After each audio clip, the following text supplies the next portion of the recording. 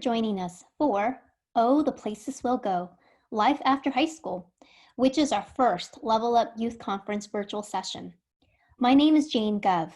I am a Youth Services Librarian at Pasadena Public Library, where I coordinate teen services at Central Library, including the Teen Advisory Board, a group of library volunteers who take on an active leadership role in implementing programs, promoting, and advocating for youth services in Pasadena.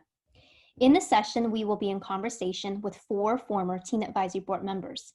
I'll introduce each panelist, who will also tell you a little bit more about themselves.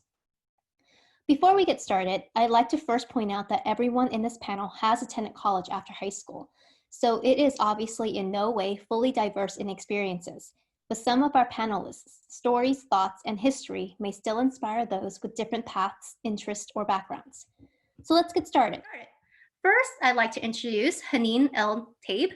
Haneen was a copy editor and contributor to the Teen Zine. From 2015 to 2017, she was the lead in organizing the annual Teen Murder Mystery.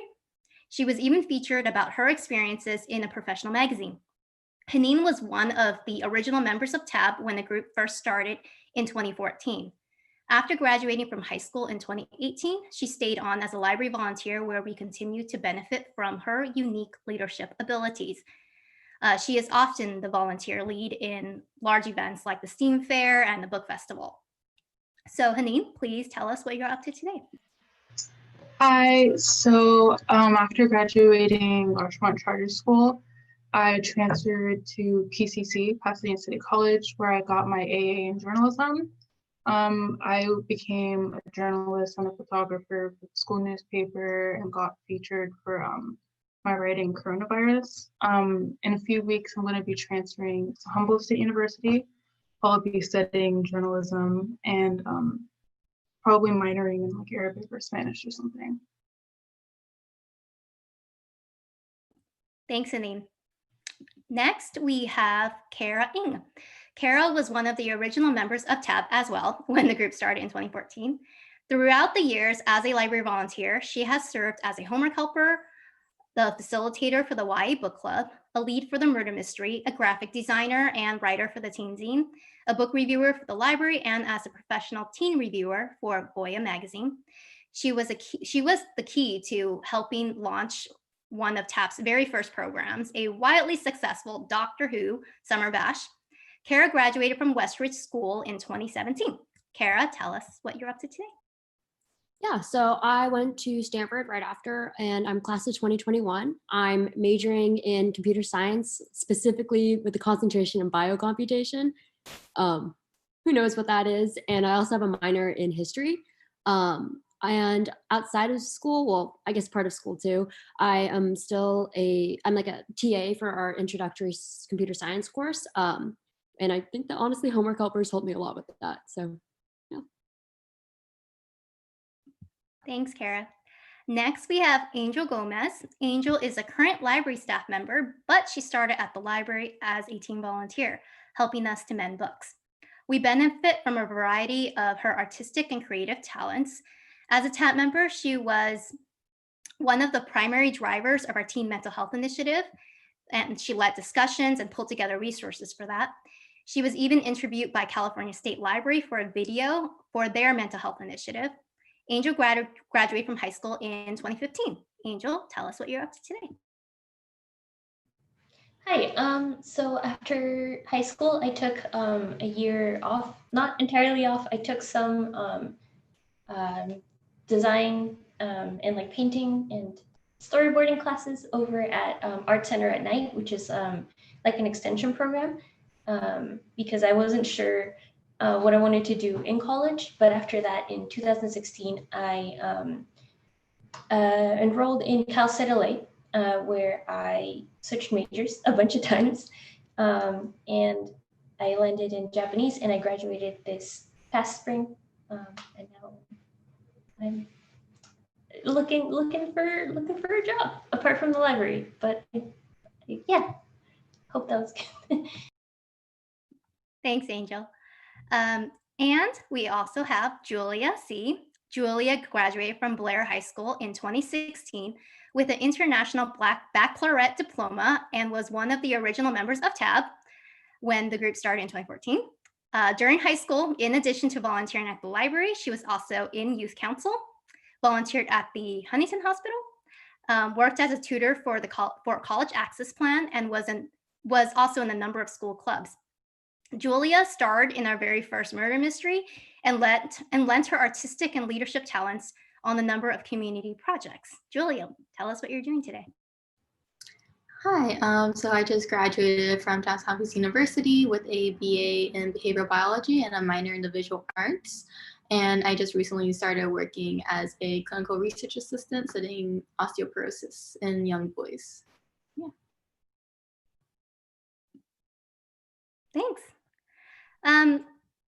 So again, this could be a conversation. I will ask questions, but you can answer them if you feel comfortable. Or if you have questions for the other panelists, that's fine too. So let's start with this one. Do you remember what college life was like? Do you remember thinking what college life was like when you were in high school? Is it different than what you imagined? Like, were there any immediate surprises about college or about adulthood in general? I can start off. So I remember when I was in high school, I saw Monsters University, and I literally was like, this is what college is going to be like. I am so excited. Just think about like stereotypes and everything. And I was very excited for it.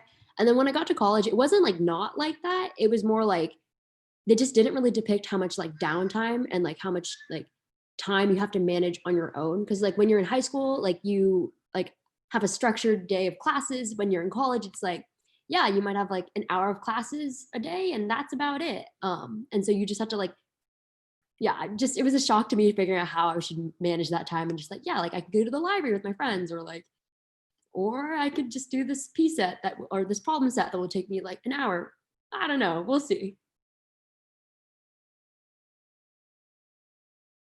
Yeah, I definitely agree that like college was so different from like movies and stuff because like I think college is definitely over glorified in like movies and TV shows, and it's like definitely nothing like that. And it's just along with like the extra time you have, it's also a lot more stress than you would think.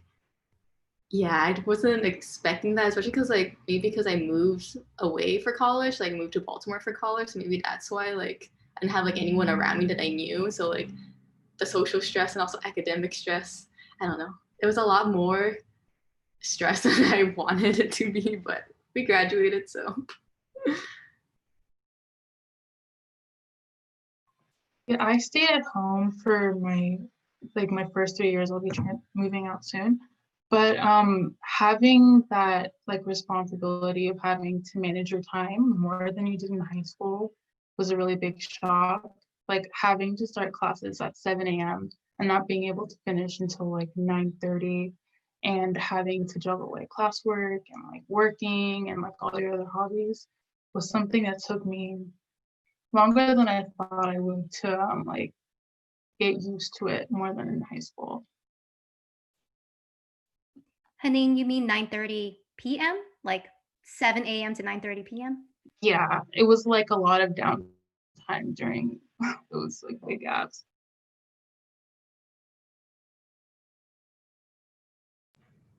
I'm not sure if I have anything else to add. I stayed at home for the whole 4 years that I was in college. And to me, it actually felt like a little bit of an extension of high school.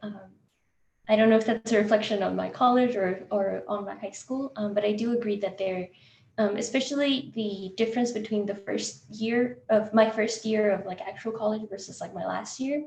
I had classes like Haneen, I had classes that started at 8:30, and my last class started at 8:30 in the morning. My last class started at 8:30 at night. So I ended up staying the whole day at college, just kind of like in the library or like around other people. And then my last semester, I had 2 classes the whole day. They were back to back from 4:30 to 6:30, and it was just kind of a very wild shock, like looking back. So I think that's interesting. You kind of, as everybody said, you kind of have to learn to be really flexible with your time and how you kind of structure those gaps in between whatever you might have going on academic wise.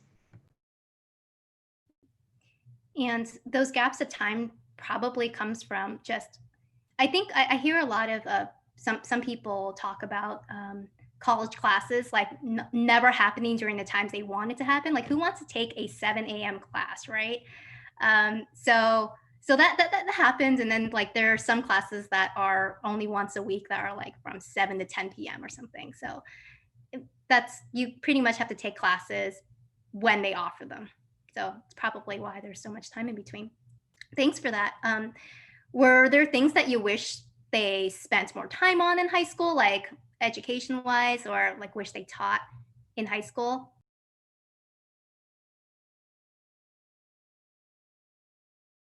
Could be a subject, could be life skills, and just whatever you think. Especially if it kind of like shocked you as an adult, like, oh, I have to now learn how to do whatever it is this thing is. I mean, now like that I'm kind of living on my own, and like I normally I'd eat in the dorms and the dining halls, but like I wish honestly I had more opportunity to like learn how to cook in like a low stress environment where it's like, yeah, if I don't do well cooking this meal, I can just like go home and like eat my mom's food or something. But like now it's like, no, you got to cook for yourself, and you mess it up, you still have to eat it. Like there's no backup. So like honestly, like I wish there was maybe like a cooking club or something, just because that I feel like that's de-emphasized when you're in high school, because like you move out, or maybe you don't, like, or you just like learn how to be on your own as an adult, and just like even like creating a grocery list on your own too is like really hard.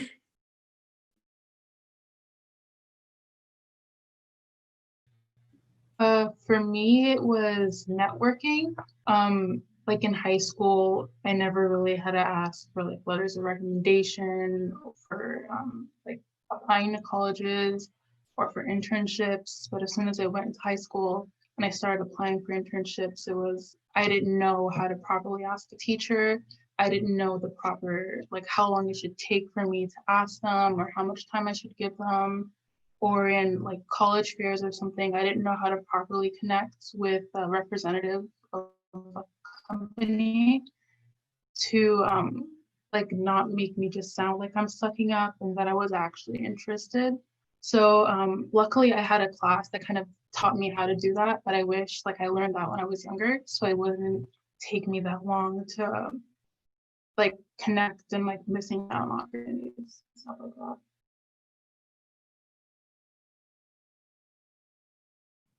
Yeah, that's a good.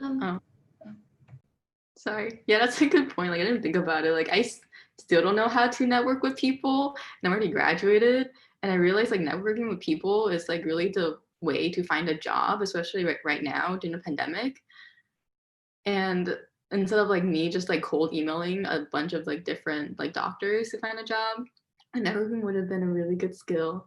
Another skill I was thinking about is probably like financial budgeting, because like in college, like I was responsible for paying like my rent and my food and like my personal expenses, and then so just like calculating like how many hours a week I needed to work in order to like meet like the bare minimum and hopefully have a little like extra money just in case, like that was hard to get used to at first. But I think it's an important life skill that I wish like they would teach you earlier, especially with like credit and like filling out taxes, making sure your money isn't just like slipping away into like the cracks somewhere. So yeah, I wish I learned that a little earlier. This is kind of still like an academic focus as opposed to like life skills focus, but I think it can apply anywhere. For me, it was being taught different styles of learning, or like even note taking, because I remember in my middle school class, they taught us about Cornell notes, and then I never used it again. They just kind of like throw you out into the world with PowerPoint slides. And even with like tutors, and well, I didn't have tutors because my major was very small, but even with like if you're a big major, like in college, even with tutors and your classmates, you can fall really quickly behind if you didn't kind of understand how to be a self-learner, because I feel like in high school it's a lot of very focused exercises in different subjects, but in college it's kind of like, here's the information, here's what you have to read, go learn it, kind of deal. So I kind of wish that they had taught us, I guess, like coping skills for a lot of information at once without having like outside kind of guidance. I because again, like I feel like it's a lot of, it kind of goes back to time management.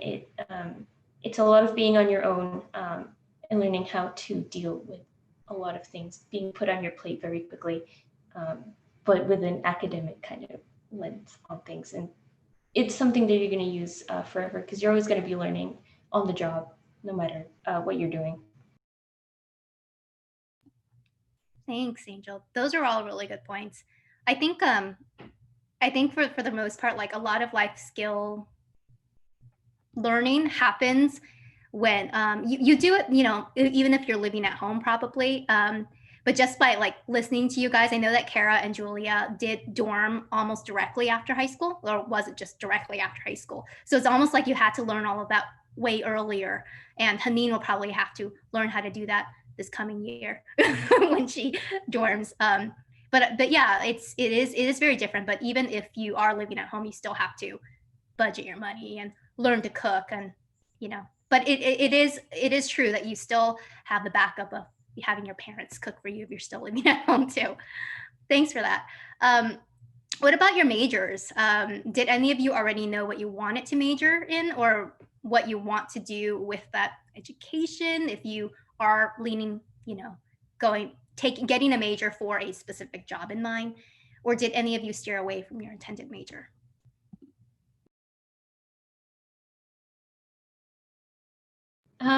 I switched majors no less than 4 times. I declared a graphic design major with a minor in Japanese. And then my third semester, I switched to having a psychology major with a double minor in graphic design and Japanese. My fourth semester, I did a full major in Japanese with minors in psychology and graphic design. Then I dropped my 2 minors entirely and then just stuck with Japanese. I had no idea what I was doing for the majority of the time, to be honest. And then as far as if I had gone in with a specific job at the end in mind that I wanted, for graphic design, yes. But for all of the other kind of majors and stuff like that, no. Right now, having graduated with a BA in Japanese, I am really interested in translation. But I also know that I would want to go into grad school for library science, which is part of the reason that I stuck with a more kind of I guess like reading focused major, because I knew that I was going to need that foundation for grad school. So in reality, I discovered what I wanted to do and while changing majors every other semester. Just a comment on that too. Librarians or just in library science, you kind of do like a whole bunch of different things anyway. So it's probably like, you know, if you're interested in a lot of different things, it's probably why you ended up with library science. Yeah. Anybody know? For me, I was convinced I was going to do STEM for like my major in high school. Like all 4 years, I was taking like engineering classes and like calculus, and I was taking AP bio. I think I stuck with that in college for 2 years and absolutely like was miserable. Like I couldn't imagine myself being like a scientist. I was doing an internship at a USC lab. I was doing pulmonary research and stuff, but it just wasn't something I was happy with. And that's why I switched to journalism. Like writing and editing and journalism was kind of something that I've been doing. Like I always thought of it as a hobby, but the more I thought of it, the more I was thinking, like, yeah, that's kind of something that I'd love to do, like full time as a job. Yeah, so it was a really big shift, and it was something I was really nervous about, especially because like people are saying like journalism is dead, like no one cares about journalism anymore. But there's a lot of like fields in journalism that like you could just find like your little niche and like go full in with that. So I think that it took me a good 2 years to be like, you're changing. I changed the week before my 3rd year. I was in Dubai and I kind of convinced myself and my parents that like, it's fine, you can change it. So I had to do like 20-unit semesters and like was taking winter and summer classes to fill in my units because everything I was doing before was I was just taking physics and chemistry and biology. So yeah, but I think it was a decision that was good for me at the end. Thanks, Haneen. It's also just like waiting 2 whole years too. It's really brave that you actually took the step to change too. A lot of people might have just continued on and got that degree and then wanted, you know, to get a different degree. Some people have to go back to school for that, but it's great that you took that step. Yeah, I'm sorry, there's sirens in the background. But I basically went into college and I knew I liked computer science a lot, and I thought that I might also want to be a doctor too. So I just kind of started out taking like the pre-med stuff and like taking like chem, horrible, and like taking like the introductory computer science classes as well. And it just kind of ended up that computer science went out. And so I started taking more of those classes. Unfortunately, I did take like 6 quarters of chem just because I was like, maybe we'll just keep on going. It was a bad decision, but I got to hang out with like the friends I made too. So it wasn't that bad either. But yeah, like I'm computer science, and I've had a few internships now with like software companies. So like I know that I like it. I don't know for sure what I'm going to do after graduation. Maybe something with education, because I'm pretty involved with our like TA, like teachers assistants, like community for the intro class. But yeah, computer science, and there was some doubts, but like it just went out that I liked computer science more than like say organic chemistry. I'm still here trying to be a doctor. I'm pre-med, and right now I'm applying to med school, so we'll see how that goes. I went to college knowing I wanted to be a doctor, and I'm glad like I still want to be a doctor, like especially after COVID. I know a lot of people have changed their minds, or I personally know a lot of people have changed their minds of COVID. But like it really just reinforced like that I want to go into medicine.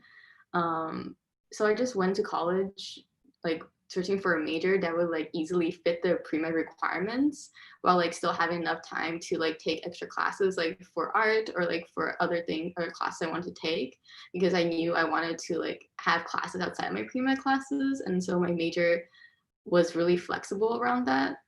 So that's why I chose my major, and I stuck with it all 4 years, which is great. So I didn't have to like take a lot of like extra classes or like 20 credits per semester or quarter. Like I can't like go past 16. But yeah. I will definitely agree with that. I definitely thought at some point after I was like, no more pre-med. I still really like taking history classes. So I did consider taking or doing a double major of computer science and history. But then like I decided not to in the end, because I realized that I would only ever be taking like history and computer science classes. And I didn't want that to be it. Like I wanted some flexibility to take like, say, an art history class or like an English class, or even I took like a horse medicine class once just for fun. I don't ride horses. I just took it with some friends. But like if I had been like a double major, like I probably wouldn't have had time to like mess around like that.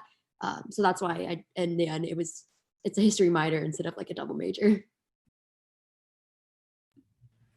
Plus, probably would have been expensive in the end, right? If you were to kind of take more classes, like Julia was saying, like having to take more classes, or if you were to do a double major.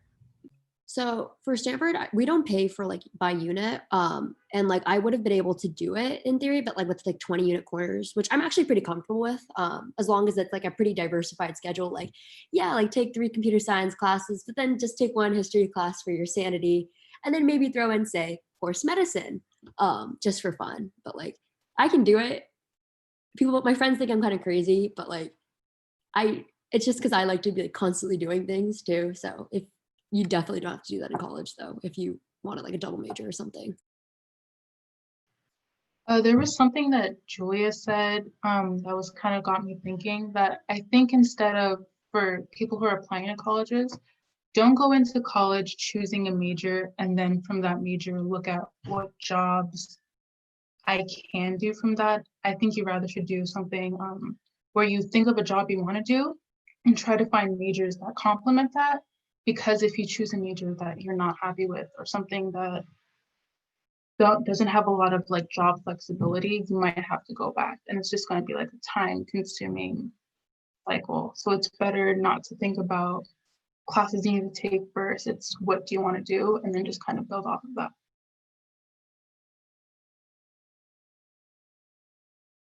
So I just wanted to ask a question asked by one of the audience members. How difficult was it navigating around campus? Was it hard finding classes? When did you finally realize that you knew where to go for certain classes?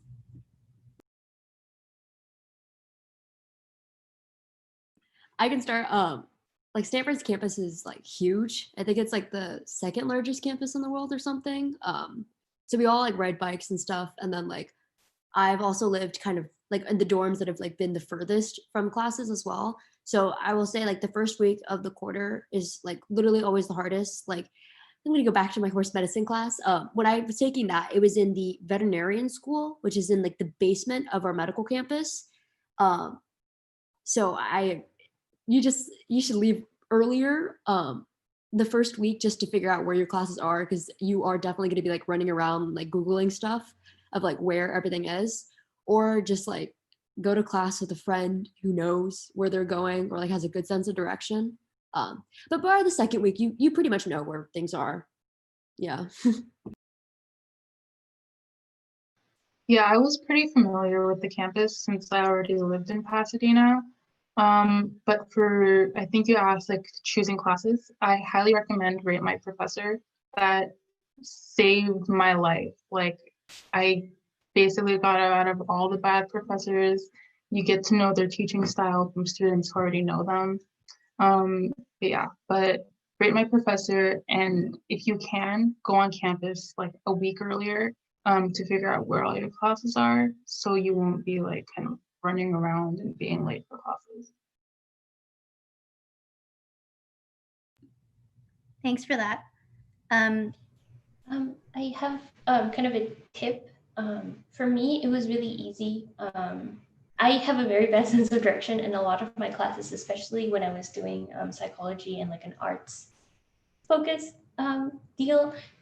My classes were like on opposite ends of the campus, and I had like 10 minutes to get to each one, and I never knew where some of my classes were because there was a building that was kind of like a maze. It was intense. So what really helped me was finding like a landmark to know that's the direction where I'm supposed to be going if I'm going from here. But if like my class moves to another classroom, I still know which direction to go because I know the landmark. Even if your campus is really small, it's really useful, especially if you don't know where anything, because even for me, like even halfway through the semester, I was like, I don't know where this building is. So it's really useful to have a landmark, even within buildings if you can. And be sure to time yourself if you're going from places to places. And if you ever have some downtime and you know that it's across campus, try to find shortcuts, even if you have to cut through buildings, because those can save you your life. Yeah, and just another thing to add to Haneen's point of like just reading like Rate My Professor, definitely try to read reviews for classes, because like sometimes a class will be billed as like 5 units or something like that, and then turns out it's more of like a 1 unit like class and like time commitment and stuff, or like a class will be a 3 unit like thing, and it should be like 7 units. So like that will really give you a better idea too of like how you can balance your semester or your quarters and stuff, and just be like, yeah, like in theory, I'm only taking like 15 units of classes, but it's more like a schedule of like 22 or something. So that way, like you're at least like more prepared for the workload that's gonna happen.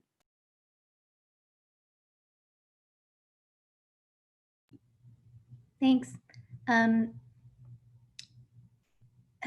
Unless Julia, you have anything to add? Yes, no? Not really. I went to a small campus, so the whole campus can walk across in like 10 minutes. So you kind of knew where everything was. So Thanks. It's a very good point. Even if you go to a small campus though, like if, I guess, no, never mind. Because Angel had mentioned if you go to a small campus, that I went to PCC for a few semesters, and I know like even though it's a small campus, like your classes from one side to the other, you can't get it to it in time if your classes are just one's ending and one's beginning. So yeah, just wanted to point that out. So has anyone given you some really good life advice? Or has anyone ever said anything that really struck a chord with you? Whether it's someone you know personally or not, that just sort of.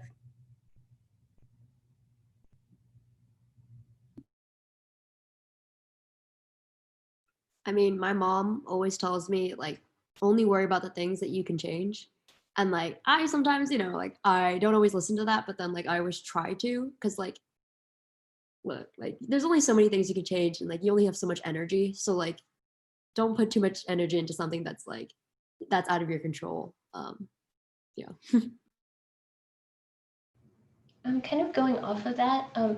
It's good to learn to accept situations and to know that accepting a situation doesn't mean that you agree or are okay with that situation. It just means that you're aware that the situation is happening and you can work within that.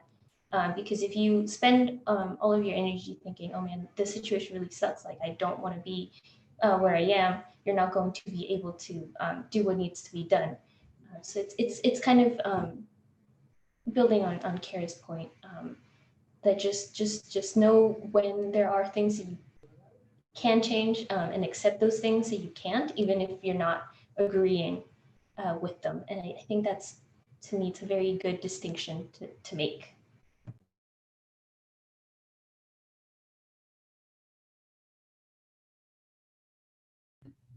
Going to like another point, like for the first day of like my bio class, the professor told us that it would like there's nothing wrong with being an average student.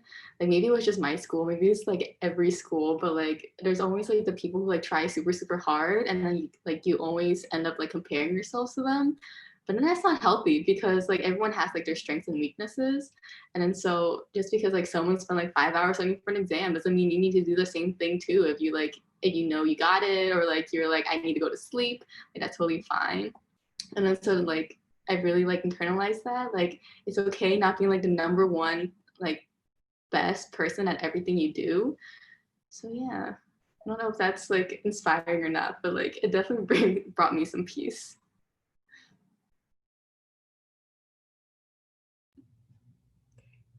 What about bad advice? If you have more good advice to add, that's fine too. But what about some bad advice that you've just heard from other people?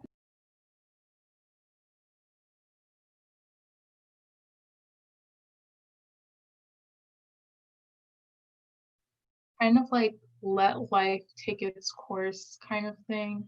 Like the way that I took that was just like let life go as it is and like just be chill about it. But like it's like I'm a really high stress, like anxious person, and there's some things that if I don't have control over it, it's just gonna be something that's gonna be bugging me until like I get my claws into it.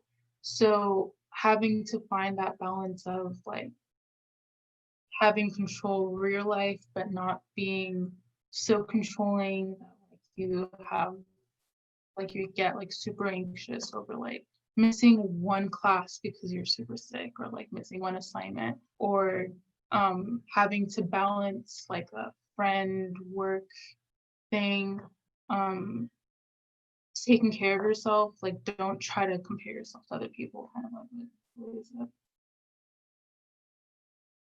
Yeah, I don't know if this is like explicit advice or anything either, like, but like the way that high school works, usually it's just like even just like college admissions, people really emphasize like your academics and like your scores and the numbers and stuff. But then like once you get to college, like you kind of realize that like academics aren't everything. Like, yeah, like you could study for another like 4 hours and like stay up all night and like finishing this project, or like you can get a good night's rest because like you just have to like the bad advice is that like academics are the end all be all, but like in reality, like it really isn't.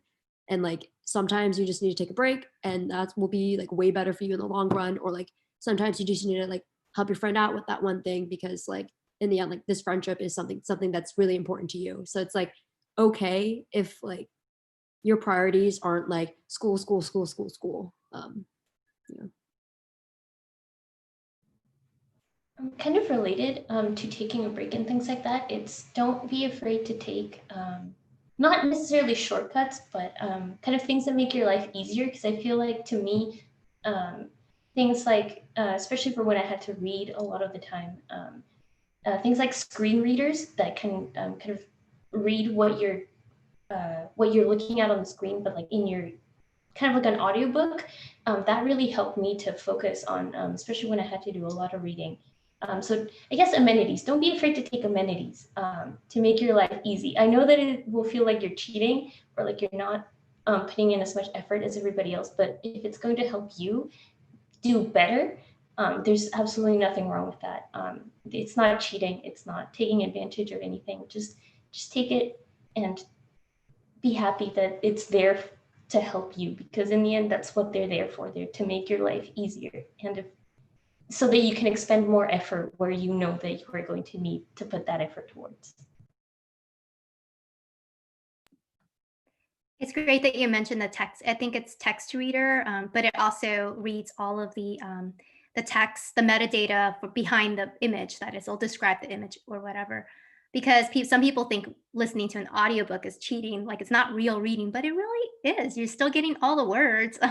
Sometimes it's harder to know what's going on because you're probably multitasking, but it's, yeah, but thanks for pointing that out.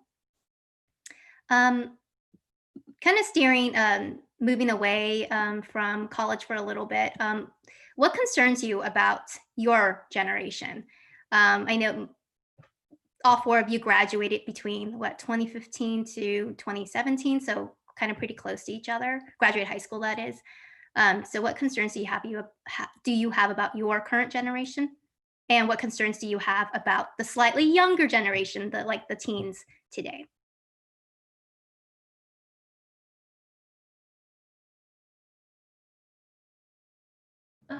For me, it's not the concerns with the people in my generation, it's the problems that we are having to face and what we have been told. I think it kind of goes back to, I know that we're trying to stay away from college, but it goes back to kind of like choosing your major and what you want to do after college. Because we've been told that if you choose something you love, you're never going to have to work a day in your life. And I feel like that's not true. Even if you do love what you do,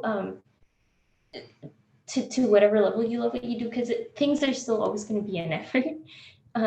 So I feel like it's okay to choose something that you're not 100% passionate about if it's going to if it's just to survive, and it's especially now with the way that the job market and the economy and the world and stuff like that is, it's fine to, I mean, I know that the impulse is there to want to choose something that you love because it will make working easier, but it's not that necessary to put so much emphasis on the passion, because it's fine to just do things to survive, to get through the day.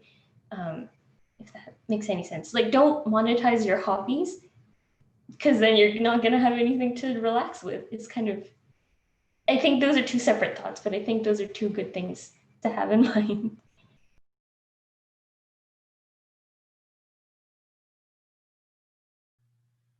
For me, it's, I think just people with my age, or like when I went to school with people, we kind of took things at face value in a way. Like someone told us, or like I kind of got that thing of like someone like you, like a Black Muslim woman, you can never be a journalist because people are constantly not wanting to hear your opinion. Like it's kind of being squashed down.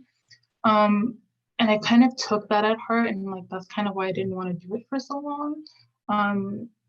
But realizing it's, if all people looking like me are being told this, none of us are going to want to do it. So it's kind of having to step out of that mold and kind of do something for yourself and hopefully to inspire others. Yeah. And then for the younger generation, maybe I have a younger sister, she just graduated, but I think they're really, they work harder than, or maybe just people I went to, they work really hard for things that they want.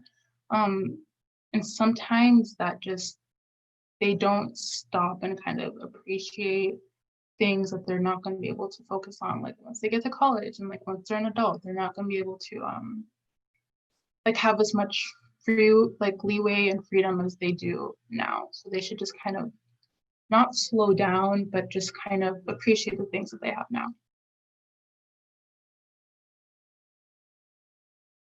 Yeah, I definitely agree with that. Like, it's kind of scary, like seeing like, people putting like kindergarten age children into like cram school or like tutoring, and I'm like, after school, you know, play. Like, I did a whole like some like internship researching why play is important to like childhood development and like helps you develop like so many important skills.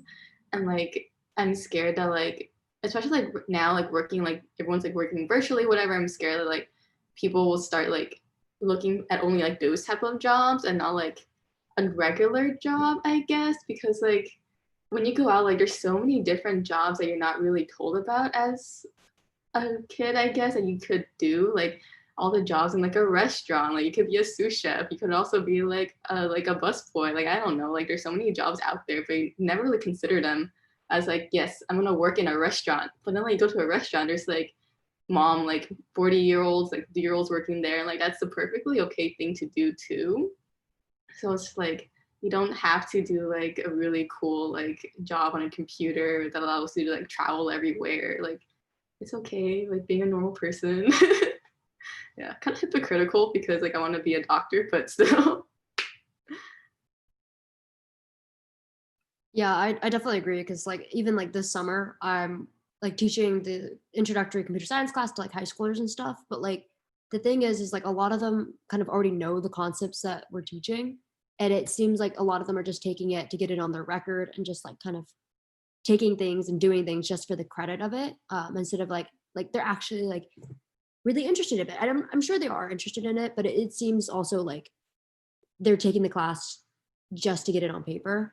And so like I think it is a little concerning that people that are like I guess younger than me, like 4 years even, like just feel like they have to work so hard to like get the job or like get into college, and like it just I don't have a good solution for it. But yeah, it does seem kind of unfair that like I got to like volunteer at the library and I got to do like that was really fun for me. But like I don't know if like people that are applying to college now would feel like doing that would like be good for them or a good use of their time just because they're like, oh, is it like could I use this time to like study or something? Yeah.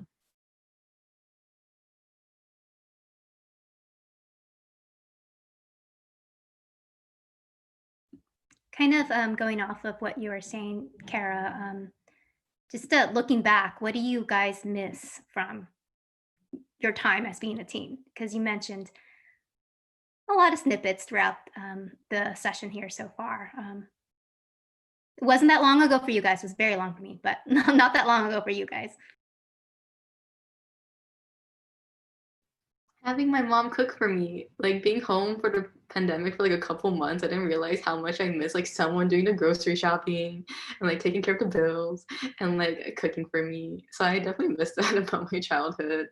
And like I don't know, just like being able to like take a day off to like take a weekend off. And like as a student, it was really hard for me just because like I was one of those people who like studied a lot. And I just miss like the carefreeness and like the time, like the extra time you have as a child. And I wish like kids could take advantage of that instead of like spending their summers like taking classes. Like I personally never took a class during high school, like over the summer, just because I wanted that time to do what I wanted to do. So I miss that time. I think one thing is that like a lot of my friends in college too, like they're from around the country. So like during the summers or like even now, like I mean it is the summer, but like during like last quarter of school, like we were all apart and like just thinking about it, like we might not end up in the same area once we graduate. And so like it might just have to be like a long distance friendship. But like I think in high school it was really nice because like you'd be like, what are you doing after school? Like, oh, you don't have a ride home yet? Cool, I don't either. Let's just hang out. And it was just like much more of like structured time almost to like hang out or like be around your friends and just like be on campus or something, while like even like in your adult life or even in college, like people will be like, sorry, like I have another obligation. And it's like, yeah, you all kind of live in the same area, but it's not as much like people have more mobility. So like they can like go do other things, where in high school it's like, nope, don't have a car.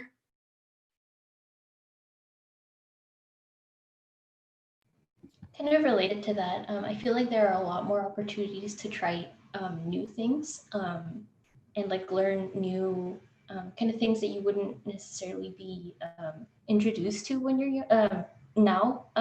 There were more opportunities for that when you're younger, like with extracurricular activities, at least, and not to the level that a lot of schools take it now, where like if you're in band, you do nothing but be in band, or if you're in track, you do nothing but be in track after school. But kind of more relaxed, kind of like a, I don't know. I used to be in the school newspaper, and it wasn't as intense as I saw some of my classmates do in like sports and things like that. So I feel like there were a lot more opportunities to learn new things and to like kind of hang out and while learning something that there are as an adult, especially because I feel like as you grow older, you stop, or at least like society tells you that it's wrong to learn. Like you, when you do something, you have to do it all the way or already be at a certain level. I feel like there are less opportunities to do introductory things or introductory activities, even without like time constraints, which is also a thing that a lot of everybody else has been talking about. Even if there was all the time in the world, I feel like there wouldn't be enough opportunities to expand and do other things that aren't related to like life or your job, if that makes sense. Yeah, I kind of miss not having to be responsible for a whole lot. Like I barely just got out of my teens, but it was like I had just to focus on school, and school was like a really structured thing. It was like from 8 to 4 you have this, and then afterwards like you could study or you could just sleep.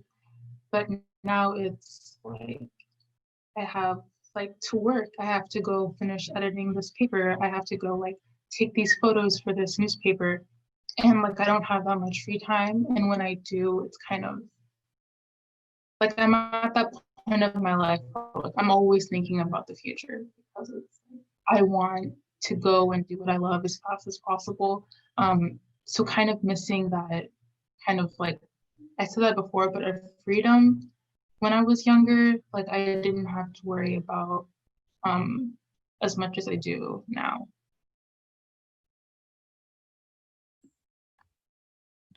Thanks. If anybody has any questions, you can pop it in the chat or in Q&A. Or if you want to use the mic, just let me know if you're in Zoom. For anybody who's watching it on YouTube, that is not being monitored right now for Q&A. So if you are close to your email, you can go ahead and send me a quick email. It's jgov@cityofpasadena.net. That's JGOV. It's my first initial last name at cityofpasadena.net. And I'll try to check that and get the questions out to them. I just have one more question. Is there anything surprising that you discovered about yourself since leaving high school, like a new hobby or interest or a daily routine? Like some people discover they're really morning people or night people or none. So Definitely work better if I have the chance to wake up after past noon, and I can stay up during the night. So if I can just shift my sleeping schedule a couple of hours back, I work much better and I get things done a lot quicker and a lot more efficiently. If I can work from 6 in the afternoon to like 4 in the morning, and then I go to bed at like 6, and then I wake up at noon, then that would be perfect. So I guess that makes me a night person. I don't know, but that's definitely something that I realized, especially now with after college.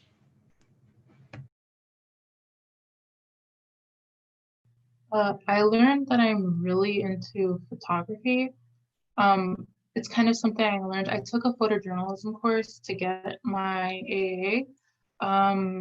And I think like it just opened up so many like possibilities for me. It's like you can tell a story through a photo, and it's not just like taking a photo. It's like it takes me forever just to like color edit a photo and figure out captions. Um, because before I thought it was kind of just like a lame hobby, like, oh, you're just taking pictures of nature. That's kind of boring. But being able to capture like a newsworthy moment and kind of having it there forever is really interesting to me.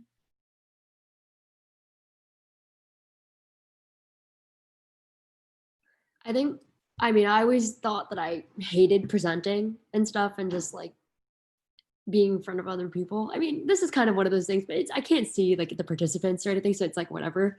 But then like when I found out that I was like gonna be, or when I became a section leader or like a teacher's assistant, like I have to like present and like lead students in, like problem solving. Sorry, and like it's not that I like doing that necessarily, but like I found out that like I really am passionate about like just like helping people understand like concepts and just like working through like problems that they have, or like just figuring out new ways to think about problems too. So that wasn't what I expected to do when I went to college. So that's been pretty surprising. Similar to Angel, like, except the opposite, I realized I actually like getting up early and doing work before anyone's awake, because like everything's so quiet, because like college students don't like wake up until like noon. And then so like having the morning like all to myself is actually really nice. Except I still really like sleeping late, so it doesn't really work out sometimes. But I have come to prioritize a good night of sleep and waking up early to do work. I'm actually very productive, surprisingly, because I used to stay up till like 4 a.m. and like wake up at like, I don't know, in the afternoon. But switching that around has been really nice. Going back to that schedule that you guys were talking about, make sure you schedule in sleep time too, probably, and afternoon naps if you need it, or meal times. I think you often forget to eat too, and you really need that nourishment. We do have a question from one of our just graduated TAB members, and it's TAB specific, TAB being Teen Advisory Board for those of you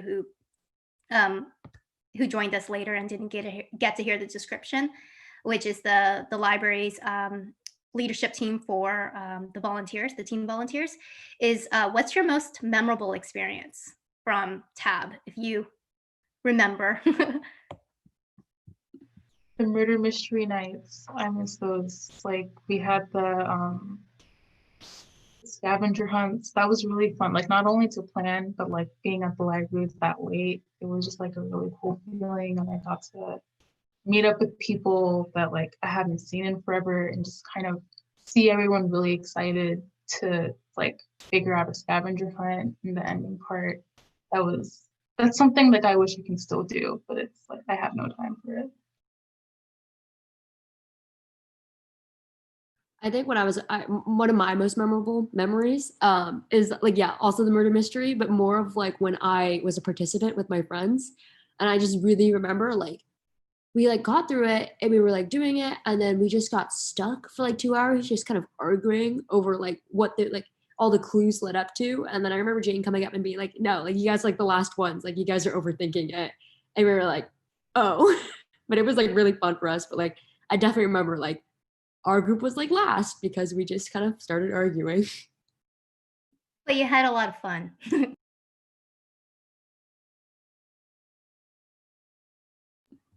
There was for Julie and Angel as well.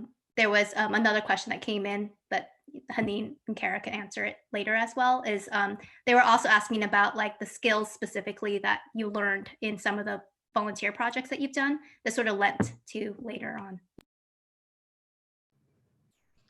For me, it was learning. I know that it doesn't seem like it according to like the way that I've been speaking today, but for me, it was putting all my ideas down in like a concrete way so that I could present it to other people, especially in a really short amount of time, because kind of what Kara was saying, I used to really hate presenting stuff in high school, but especially thanks to TAB in meetings, I kind of learned how to take every piece of what I was thinking and like be able to share it in a more concrete way without meandering. I was worse in high school, if you can imagine. So that was something that really helped from TAB. Work meetings are better now. I think one thing is talking to strangers, because there's a lot of strangers in the library and like who come, like a lot of people I don't know who come to the events. And like I'm a very introverted, like quiet person, and then so TAB really helped me like learn how to like talk to strangers, even though like I'm still like get really nervous about it. Like it definitely helped me with that. But also event planning, because in college, if you want to join like student like clubs or organizations, or just like even in life and like another nonprofit or whatever, like event planning is a really big skill that I think you can learn in Tab, and it has really helped me plan like other events in my life, like at school. And that's been a really good skill to have. I think for me, like homework helpers was one that like literally like, taught me how to like help people understand concepts and like just again like challenge myself to explain something in a different way and like maybe just think about it from like a different perspective. And then like I guess another one was that like honestly like the YA book club helped me like figure out how to like lead discussions and like learn how to like even just kind of get people talking, like even like during like my like sections and stuff. Yeah. For me, it was working on the zine, like learning how to copy edit and kind of take a step back and look at everything objectively. That helped me not only with the newspaper position I was in, but I got through internships like that, like knowing that I had so much experience being so young and like growing into it. And kind of working with people again with like when I was helping planning the murder mystery, having to work with like 3 different people to make clues and like figure out who the killer is, and like having it was kind of like a really big group project, but like you have to present it to like 30 people and hoping they got to it at the end. Yeah. Thank you. I'm sorry, I didn't mean to interrupt Julia and Angel earlier about your most memorable experience.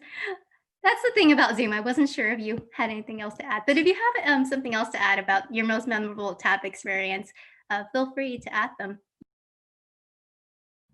I was gonna say all like the art or like craft events, because I still have a lot of like some of the things I made during like was it the clock book, like the book with like the clock on it, like that's still on my piano and it will probably be there forever, and like those are definitely some of my most memorable memories.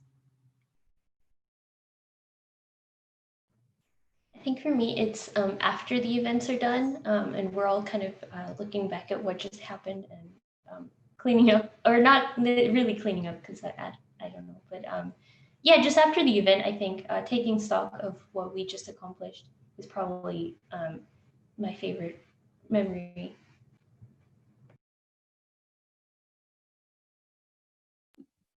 Thank you. I have one last question. I lost my question. Hold on. Oh, here it is. Sorry. Besides doing schoolwork, because you're all continuing to learn, but how have you continued to learn and grow besides doing schoolwork? So just wondering. Any cool podcasts you're listening to or other classes, extracurricular classes you're taking?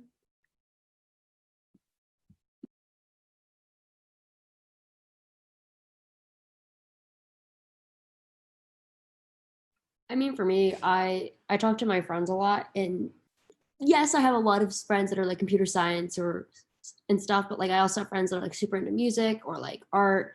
And so like I guess the way I learn outside the classroom is just having conversations with them and just like I guess getting their opinions on things and why they think that way, or just like even like talking to a person and be like, yeah, like I'm super passionate. Like they're saying like how they're super passionate about writing a song. And I'm like, oh, I have no like sympathy. I cannot sympathize with that, but like really cool. And I guess just like learning what it's like to be like outside of like the tech bubble and stuff.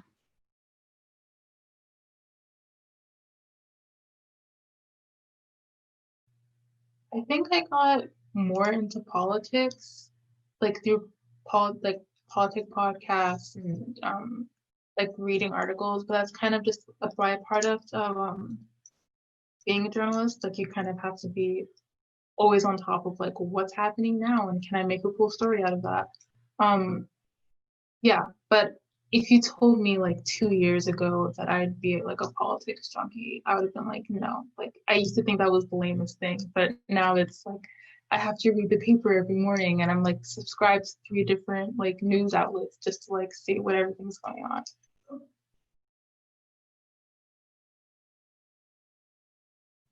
I personally think YouTube is great for anything and everything, like especially when I learn something new, like whether it be like a new like art medium, like I'm trying to like learn how to use, I can't pronounce it, gouache, that thing, and like just watching like people use it on YouTube or like gets inspiration for how to use it, and also cooking because like I really like eating, but because I can't go out to eat anymore, I've come to really like cooking, and just like watching people cook on YouTube is like you learn a lot and it's like really soothing for some reason. Like especially the ones where like no one talks, you just like kind of watch them cook. Like I like it. Definitely gonna second the YouTube thing.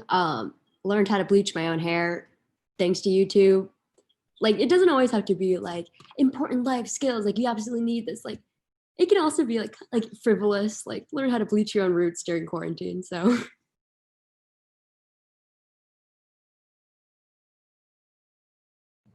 For me, it was reading other people's blogs. That sounds kind of old-fashioned, but especially blogs that are kind of more journal, diary kind of things.